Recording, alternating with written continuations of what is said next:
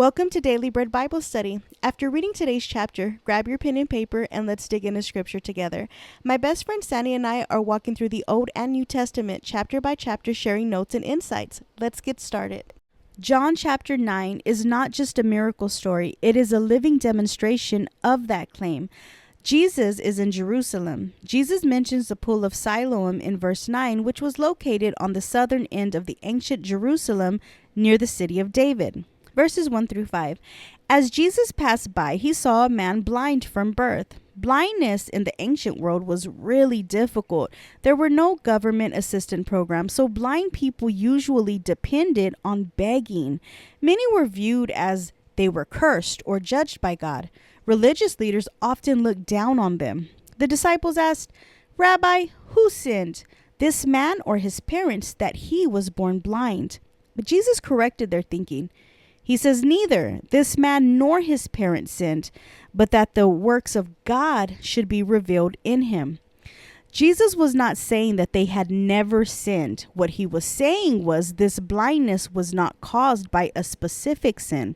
So keep that in mind. Not every hardship is punishment. Sometimes God allows difficulties because he intends to reveal his power and glory and purposes through them. Jesus then says, "I am the light of the world." And this connects directly to John chapter 8, verse 12, verses 6 through 7. So Jesus spits on the ground, made clay, placed it on the man's eyes, and told him, "Go wash in the pool of Siloam." The pool of Siloam was supplied by the water from Hezekiah's tunnel and played an important role during the Feast of Tabernacles. The man obeyed. He went blind and came back with vision. The miracle happened as the man obeyed Jesus' instructions, because faith often requires obedience before we see the result. Verses 8 through 12, the crowd reacts and people were amazed. Some said, "Is this not he who sat and begged?"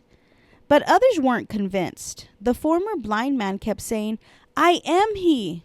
When asked who healed him, he answered, "A man called Jesus." You can see that his understanding of Jesus is growing. At this point, he only knows him as a man. Verses 13 through 34, the healed man was brought before the Pharisees. What's the problem here? Well, Jesus healed him on the Sabbath. Instead of celebrating the miracle, the religious leaders were more focused on their traditions. Verse 16, some Pharisees said, "This man is not from God because he does not keep the Sabbath."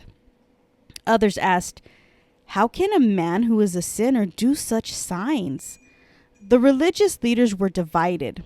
The parents are questioned, and the parents do confirm that he is their son, and yes, he was born blind.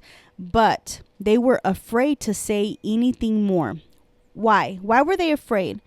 Because anyone who openly confessed Jesus could be expelled.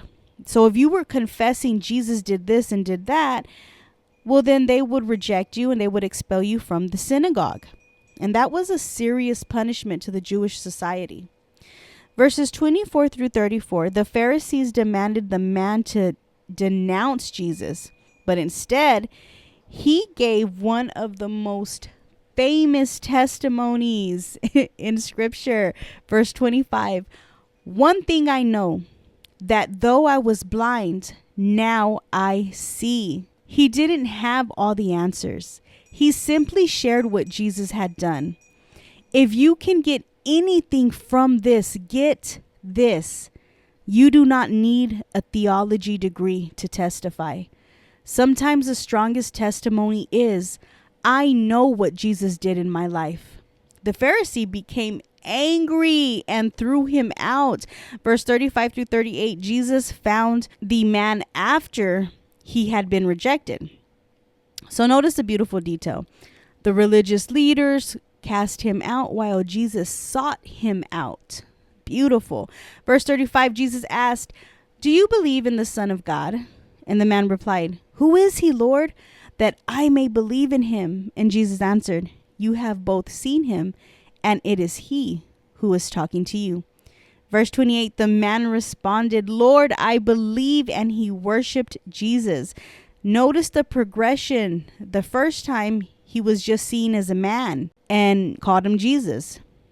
And then number 2, it was like a prophet in verse 17. He was known as a prophet. And then number 3, a man of God in verse 33. Number 4, Lord. So there was a progression that the man who was blind gets in a deeper relationship and sees Jesus deeper and deeper as time went and it was revealed to him. His physical sight led to spiritual sight. Isn't that beautiful? Verses 39 through 41, Jesus concludes, "For judgment I have come into this world, that those who do not see may see, and those who see may be made blind." Jesus wasn't talking about physical eyesight anymore. He was talking about spiritual blindness. And the Pharisees asked in verse 40, "Are we blind also?" And Jesus answered that their problem wasn't a lack of knowledge. Their problem was pride. They claimed they could see while rejecting the truth standing right in front of them. The main point of this chapter, the blind beggar received both physical and spiritual sight, while the religious leaders had physical sight but remained spiritually blind. The chapter 9 recap is number 1, Jesus is the light of the world. Number 2, suffering can have purpose. Number 3, obedience matters. Number 4, a simple testimony is powerful. Number 5, spiritual blindness is more dangerous than physical blindness. Wow. That was deep. I love that one. Thank you for joining this Bible study, and I will see you guys on the next chapter.